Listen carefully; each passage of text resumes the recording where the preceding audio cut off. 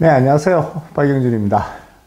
오늘은 제가 여름 티셔츠를 고를 때 어떻게 골라야 하느냐, 그런 이야기를 좀 해볼까 하는데요.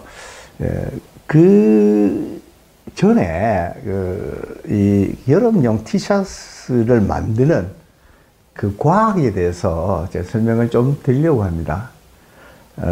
그거는 이제 이게 왜 이런 성질을 가지는 그 티셔츠를 골라야 하는가를 이해해야만 좋은 그 티셔츠를 선택할 수가 있게 되는 겁니다. 이제 먼저 왜 사람이 운동을 하거나 또는 한여름에 더울 때 그 후덥지근하게 느끼느냐, 이게 대해서 이제 이해를 좀 하고 계셔야 해요.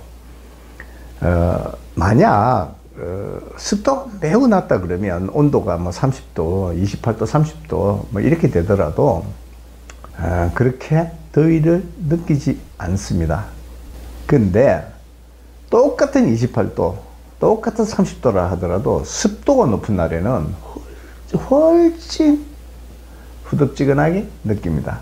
이게 속건 티셔츠라는 것의 출발점이 되는 거예요.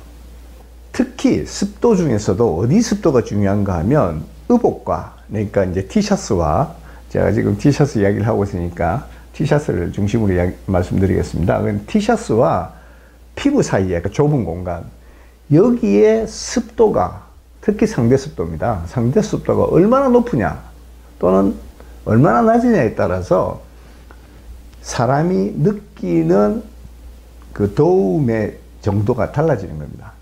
그래서 이 피부와 이 티셔츠 사이에 상대 습도가 높아지면 높아질수록 사람은 더 많은 더위를 느끼게 되는 겁니다. 그러면 어떻게 해야 되겠습니까? 기온을 컨트롤할 수는 없지 않습니까? 사람이. 그러면요, 이 피부와 옷 사이에 어떻게 하면 상대 습도를 낮출 수 있느냐, 이 습도를 어떻게 하면 낮출 수 있느냐가 관건이 되는 겁니다.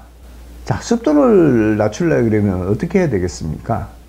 첫 번째는요, 피부에서 나는 땀을 빨리 빨아들여서 밖으로 내보내야 됩니다. 아무래도 피부에 땀이 많아서 여기서 많은 양이 증발하게 되면 티셔츠와 사이에 갇히지 않습니까? 그러면 당연히 습도가 올라가죠. 그래서 첫 번째는 무조건 피부에서 나오는 땀을 빨리 격리해야 되는 겁니다. 빨리 격리해서 그 티셔츠의 바깥쪽으로 자꾸 보내줘야 하는 겁니다. 두 번째는 땀을 정말 많이 흘려보신 분은 아시겠지만, 땀을 많이 흘리면 저처럼 티셔츠 금방 펑펑 젖어버립니다. 그러면 젖으면 더 이상 땀을 빨아들이지 못하지 않습니까, 옷이? 그러면 다시 또 여기 습도가 또 올라가게 되는 겁니다. 그러면 그 다음에는 뭐가 필요할까요? 여기서 표면에서, 옷의 표면에서 얼마나 또 빨리 증발시키느냐, 땀을 증발시키는 구조로 되어 있느냐, 이게 또 관건이 됩니다. 요거를 이제 전문 용어로 흡판, 위킹이라고 그러죠. 땀을 흡착해낸다고 그래서 흡판 기능이라고 그러고, 또 하나는 표면에서 빨리 말리는 요 기능을 속건 기능이라고 하는 겁니다. 이제 이해가 가시겠죠? 그러면 아이디어가 여기서 두 개가 나와요. 어떤 아이디어가 있냐면, 한쪽에서 이런 생각을 한 거죠. 야, 원래 시원하다고 느끼려고 그러면 어떻게 해야 되는가 하면요, 피부에 땀이 조금 남아 있어야 합니다. 그러면서 발음이 잘 통해야 합니다. 무슨 말씀인가 하면, 땀은 증발하면서 증발열을 빼앗아갑니다. 그렇기 때문에 증발을 하기 위해서 증발을 시켜야 되거든요. 그것도 옷의 표면이 아니라 피부에서 증발을 시키는 게 있으면 그만큼 시원해지는 거죠. 그냥 후덥지근하지 않게만 만들어주는 티셔츠, 그것들은 그냥 다 흡착해 내면 됩니다. 빨리 흡착만 해주면 그 티셔츠가 땀을 흡착해 주면 시원한 감은 없죠. 대신에 습도가 낮기 때문에 예. 아, 덥다. 이건 잘 안 느낍니다. 근데 내가 시원하려 그러면, 예, 역설적이게도, 예, 피부에 땀이 조금 남아있고, 또 약간 조직이, 그러니까 티셔츠의 조직이 성기게 돼 있어 통풍을 잘 하면, 예, 일부는 땀을 흡착해서 밖으로 내보내고요. 일부는 조금 남겨둬서 그것이 피부에서 증발하도록 해가지고 약간 시원하게 만들어줄 수 있는 겁니다. 예, 그게 쿨맥스입니다. 예. 그 원리를 이용한 것이 쿨맥스입니다. 그러면 쿨맥스나 이런 원단들이 왜 이런 속건 또는 냉감 의류들에 사용되느냐? 쿨맥스나 이런 것들은 구조가 그렇게 매끈하지가 않습니다. 이쪽에 움푹움푹 들어가 있습니다. 이렇게.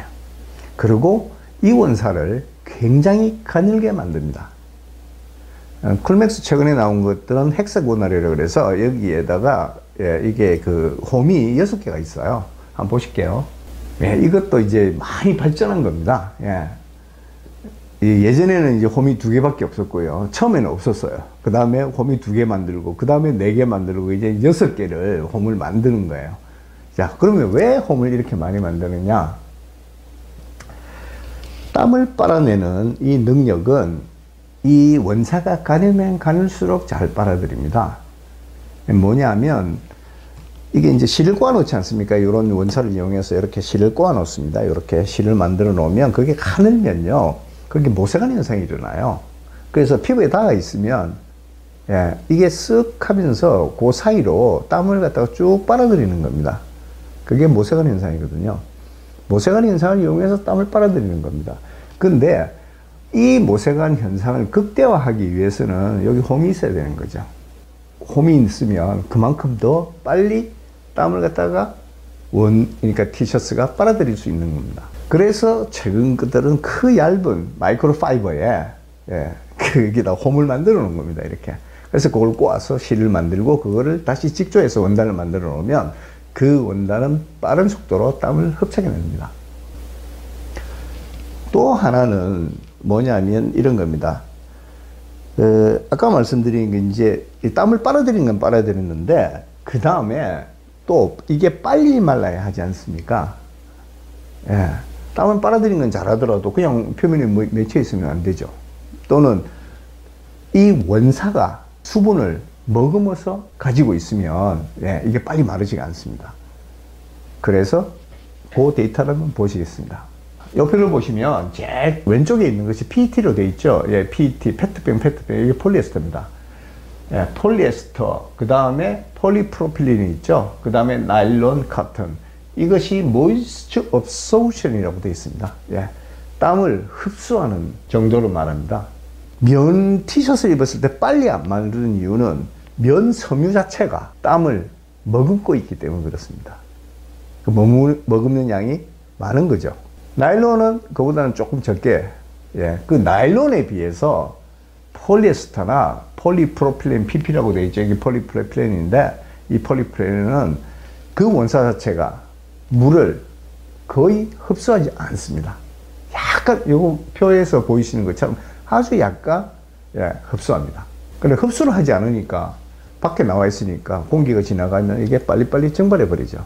근데 카튼, 예, 면은 원사 자체가 원사 안에다가 이거를 물을 갖다가 머금고 있어요. 빨아들여서. 그러니까 빨리 안 마르는 겁니다. 그게 서서히 나오거든요. 그래서 왜 면으로 된 옷을 입고 등산을 하지 말아라 하는 그 이유가 여기 있는 겁니다. 요 성질을 혐수성이라고 그러거든요. 이 혐수성이 굉장히 강한 게 이제 PP와 PET, 폴리에스터인데, 이 PP가 제일 혐수성이 강하다는 것을 이용해서 만든 옷들이 있었죠, 이미. 그게 이제 브린제, 우리 이제 그 동호회 분들은 많이 아실 겁니다. 브린제나 아클리마, 이런 데서 나온 그 그물처럼 생긴 그 옷이 바로 PP를 사용하는 겁니다. 예. 그러면 이거는 뭐, 예, 그걸로 마이크로 파이버를 만들어 놓으면 굉장히 빨리, 예, 땀이 말라주죠. 예, 그리고 최근에 이제 제가 입고 있는 이 티셔츠 이런 것들입니다. 이런 것들이 이제 이제 쿨맥스는 폴리에스터인데, 이게 쿨맥스 같은 폴리에스터 마이크로 파이버에다가 이제 이 PP가 더 빨리 마르기 때문에, 예, 그 혐수성이 더 강하기 때문에, 그 폴리에스터보다 그걸 약간 섞습니다. 뭐 어떤 거는 20% 섞은 것도 있고, 12% 섞은 것도 있어요. 예, 그러면 폴리에스터 100%보다는 예, 약간 더 빨리 마르게 되죠. 예, 그렇게 해서 만드는 겁니다. 나일론도 최근에는 예, 그 마이크로 파이버로 만듭니다. 예, 마이크로 파이버로 만들면 표면으로 더 빨리 그 땀을 이송하거든요. 예, 계속 보내기 때문에 나일론이 물론 그 친수성에 아까는 이제 혐수성이라 그렇게 그 약간 친수성 그 섬유이긴 하지만 이것도 이제 나일론도 상당히 빨리 마르는 것들이 물론 폴리에스터로 만드냐 PP로 만든 것보다는 덜 빨리 마르지만은 뭐 그렇다고 해서 축축할 정도로 그렇지는 않습니다. 예, 그래서 요약하면 그렇습니다. 이제 사람이 더위를 느끼는 것은 예, 그 피부와 티셔츠 사이의 습도다. 예, 이 습도를 어떻게 하면 낮추느냐? 예, 습도를 낮추기 위해서는 무조건 땀을 빨리 피부로 격리시켜야 된다. 예, 격리시키는 방법은 예, 그 마이크로파이버를 사용해서 그 모세관 현상을 이용해서 의복의 그 바깥쪽으로 예, 그 빨리 그 땀을 내보내는 거다. 그 다음에 속건성을 이제 가지려고 하면 예, 원사가 혐수성을 가져야 된다. 그러니까 나일론이나 또는 면처럼 이렇게 친수성이 강한 그 섬유보다는 PP나 폴리에스터 같은 혐수성이 강한 게 훨씬 더 유리하다. 예, 이렇게 이제 설명을 드릴 수 있습니다. 그리고 이제 이 마지막 이제 제일 중요한 겁니다. 그러면 이제 대충 감을 오셨을 거예요. 그리고 그 마이크로파이버도 되도록이면 좀 이게 이제 일반인들은 아실 수가 없어요. 어느 정도 가는 마이크로파이버인지. 근데 이게 가는수록 더 이제 모세관 현상이 강력하게 일어납니다. 근데 그걸 이제 표시를 안 하죠. 그러니까 일반인들은 알 수가 없는데 그렇다 보니까 결국 경험에 의존해서 이거를 판별할 수밖에 없는 문제가 생기는데, 마이크로파이버로 해서 이제 그렇게 표면에 이렇게 내보내서 이렇게 말리게 되는데 옷을 이때 그 표면적이 넓을수록 땀이 더 잘 증발하겠죠. 옷에서. 그래서 이렇게 그 원단의 표면을 한번 잘 보세요. 그러니까 매끄러운 원단의 표면보다는 원단의 표면에 굴곡이 있고 그게 폴리에스터나 PP의 마이크로파이버로 만든 그거는 뭐 쿨맥스도 되고 우리나라에서는 쿨론도 나오죠. 예, 쿨론도 있고 그다음 일본에서는 필드 센서라는 게 있는데 어쨌든 뭐 그런 원단으로 예, 만들어서 예, 그게 표면을 봤을 때 표면에 요철이 많을수록 예, 표면적이 넓어져서 증발을 더 쉽게 합니다. 그래서 여름 티셔츠를 고르실 때 이렇게 원단도 한번 이렇게 뭘로 만들어졌는지 원단이 한번 보시고요. 그 다음에 이 원단의 표면, 특히 바깥쪽 표면이 요철이 어느 정도 많은 원단인지 보시면 이거는 어느 정도 땀이 잘 마르겠다. 뭐 이 정도는 뭐 감으로 100% 맞출 수는 있는 건 아닙니다. 왜냐하면 눈에 보이지 않는 그 마이크로파이버의 그 굵기가 있고 또 마이크로파이버의 그 굵은 그 굵기의 그 에어 채널이죠. 옆에 이제 이렇게 홈이 있지 않습니까? 제가 아까 말씀드린 그 홈이 몇 개가 있냐에 따라서 이게 달라지기 때문에 일반인들은 좀 구분하기는 힘드세요. 그렇지만은 대충은 이 정도 되면 뭐 실망스럽지는 않겠다. 이 정도는 가늠하실 수가 있습니다. 오늘은 여름 티셔츠가 왜 그 폴리에스터나 또는 PP로 만든 것을 입는 것이 좋은가? 거기에 대해서 제가 설명드리고 그 뒤에 있는 그렇게 티셔츠를 만드는 그 이유에 대한 과학적 설명을 제가 드린 겁니다. 그래서 요거는 상식적으로 그냥 알고 계시면 되고요. 결국은 그래도 뭐 입어보지 않으면 거의 대부분 다 잘 모르실 거예요. 그래서 티셔츠 같은 거 이제 구입하실 때 좀 리뷰 같은 것들 있지 않습니까? 좀 많이 읽어보셔야 돼요. 그 다음에 티셔츠를 이제 구입하시면 되고, 티셔츠가 조금 약간 시원한 감을 느끼신다 그러면 약간 성기게 짜져 있고 조금 얇은 게 좋습니다. 그래야 피부에 조금 남거든요. 땀이. 예, 그러면 바람이 싹 하면 참 시원한 걸 느낍니다. 예, 근데 그냥 땀이 많이 나는데 나는 뭐 시원한 것까지는 아니고 일단 땀부터 어떻게 그 끈적거리지 않게 빨리 처리해 줬으면 좋겠어. 이러신 분들은 그런 여름용 티셔츠 중에서도 약간 두께감이 조금 있는 게 있습니다. 예, 그거는 땀을 굉장히 많이 이제 빨아들이고, 예, 그 다음에 정발시키거든요. 표면에서. 예, 그러면 이제 그거는 뭐 시원한 감은 없지만은 그렇다고 운동을 심하게 하고 땀이 많이 흘릴 때도 더워 죽겠어. 이런 그 느낌은 없으실 겁니다. 네, 오늘은 여기까지입니다. 네, 감사합니다.